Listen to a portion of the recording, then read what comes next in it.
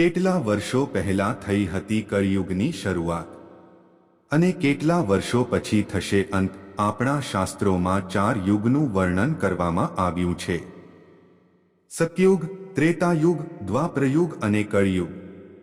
તેમાંથી હાલ કળિયુગ ચાલી રહ્યો છે. દ્વાપર યુગમાં મહાભારતનું યુદ્ધ પૂરું થયા બાદ ભગવાન શ્રીકૃષ્ણ દ્વારિકા નગરી પરત આવી ગયા હતા.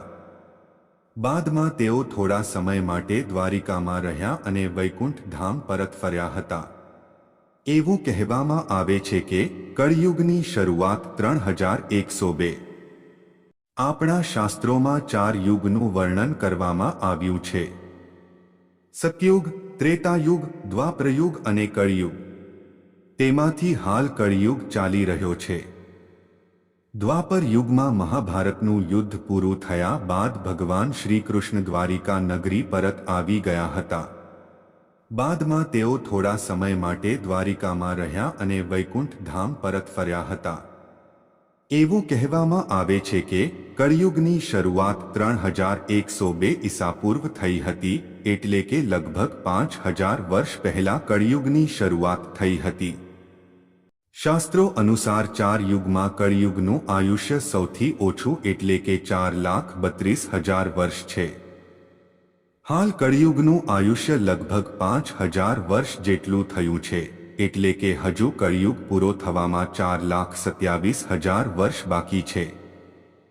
હાલ કળિયુગ તેના પ્રથમ ચરણમાં છે. કળિયુગના અંત એટલો ભયજનક છે કે જેની આપણે કલ્પના પણ ના કરી શકીએ.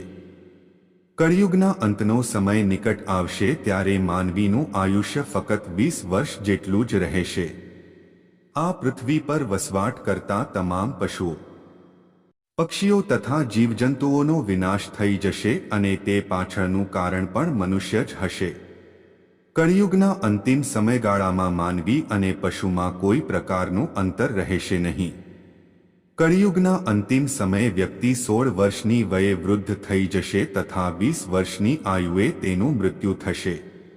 આ પૃથ્વીનો વિનાશ કોઈ પ્રલય, વાવાઝોડું, ભૂકંપ વગેરે જેવી પ્રાકૃતિક આફતોના કારણે નહીં પરંતુ વધતા જતા ગરમીના પ્રમાણને લીધે થશે.